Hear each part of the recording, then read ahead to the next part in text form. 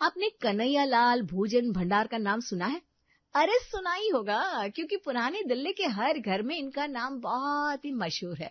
चाहे इनके छोले भटूरे हो या फिर जलेबी या पूरी के साथ खस्ता कचौरी, आहा, इनके नाम की चर्चे हर जगह ही लगे रहते हैं।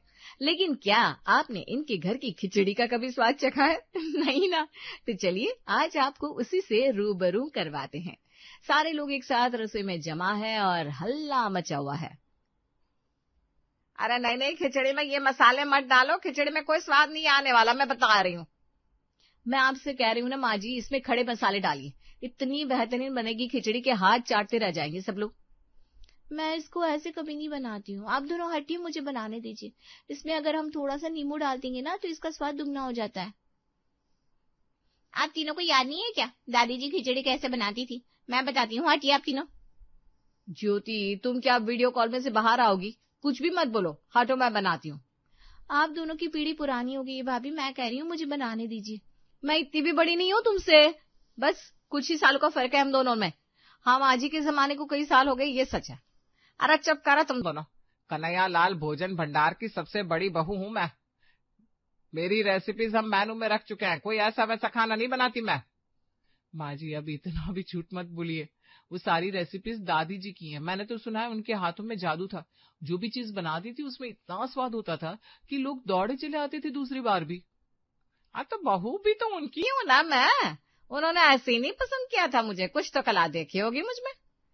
माँ जी अब ऐसे तो आपको पता है मेरे पिताजी मिष्ठान भंडार चलाते हैं, अब मुझसे अच्छी कुकिंग किसकी हो सकती है, आप दोनों समझ ही सकती हैं।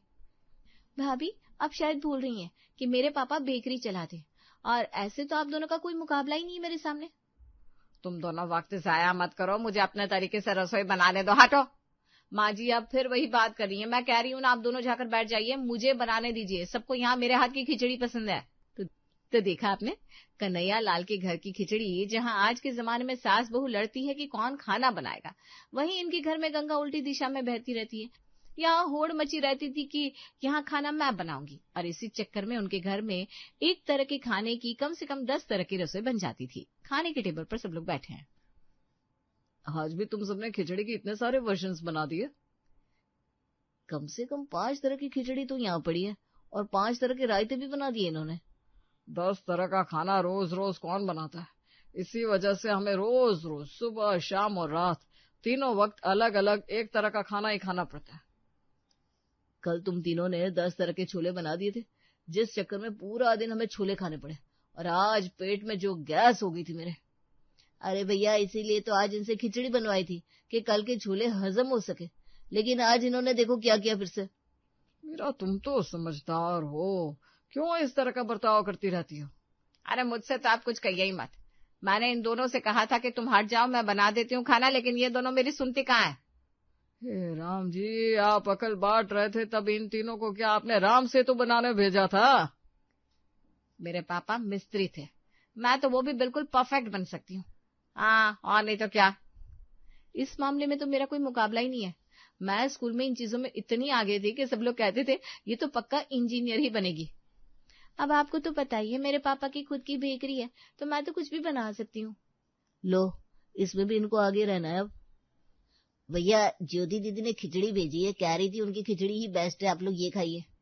सत्यानाश, सब लोग सर पे हाथ रख लेते हैं। तो देखा आपने, जिस कन्हैया लाल जी के भोजन भंडार के चटकारे आप लेते रहते हैं, उनके घर की स्थिति बिल्कुल ऐसी है कि उनके घर में एक तरह का नहीं बल्कि 10 तरह का खाना बनता है। क्योंकि अब अगर बात कुकिंग की ही हो और इतने बड़े भोजन भंडार की बहुएं वहां पर हो, तो आपस में कंपटीशन तो बनता ही है। बाबूजी काम तो एकदम बढ़िया चल रहा है, अम्मा की रेसिपीज और आपका अनुभव हमेशा ही धूम मचा रहा है। हाँ लेकिन अब मैं 85 का हो गया हूँ, न जाने कितने साल और तुम्हारे साथ रहूंगा। बाबूजी ऐसा मत कहिए, आपको मेरी भी उम्र लग जाए।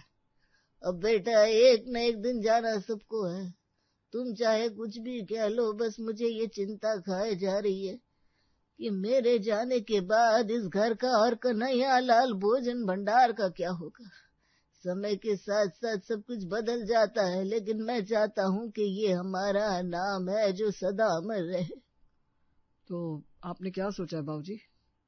अभी तक तो कुछ नहीं सोचा, लेकिन ये जिस तरह हमारे घर में 10 तरह का रोज रोज खाना बन रहा है, इसने मुझे चिंता में डाल दिया।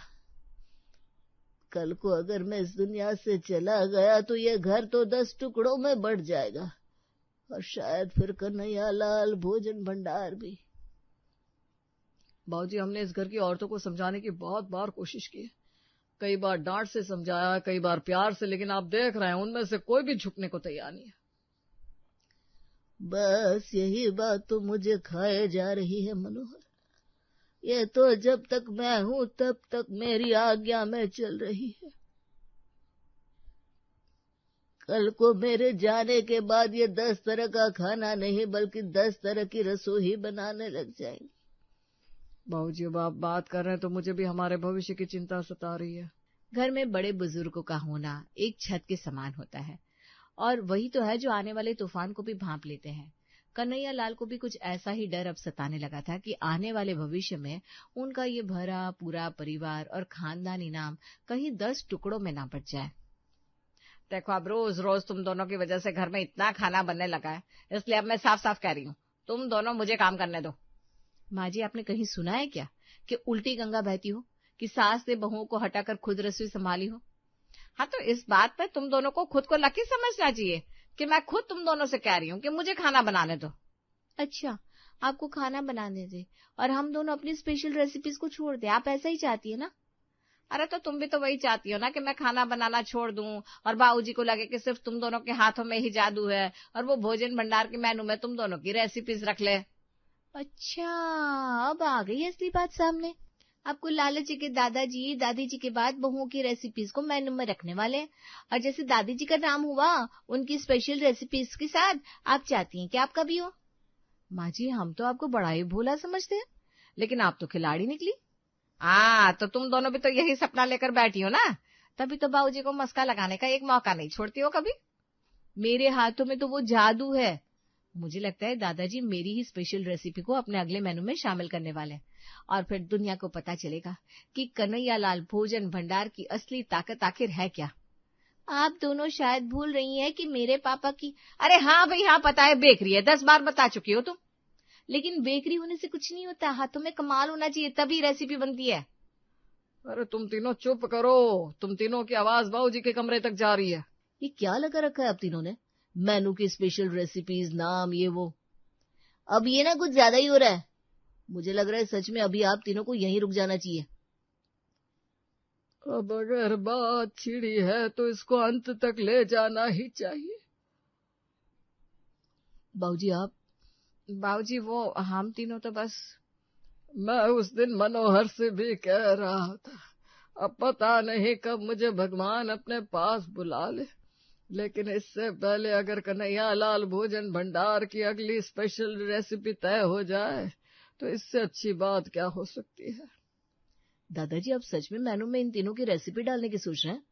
क्यों नहीं, ये इस घर की बहुएं हैं, आगे इन्हें ही हमारे नाम को, खानदान को आगे बढ़ाना है। इसलिए मैं खुद तुम तीनों को मौका देता हूँ कि तुम तीनों में से जिसकी भी रेसिपी सबसे अच्छी होगी, मैं उसकी रेसिपी को हमारे स्पेशल मेनू में उसके नाम से डालूंगा।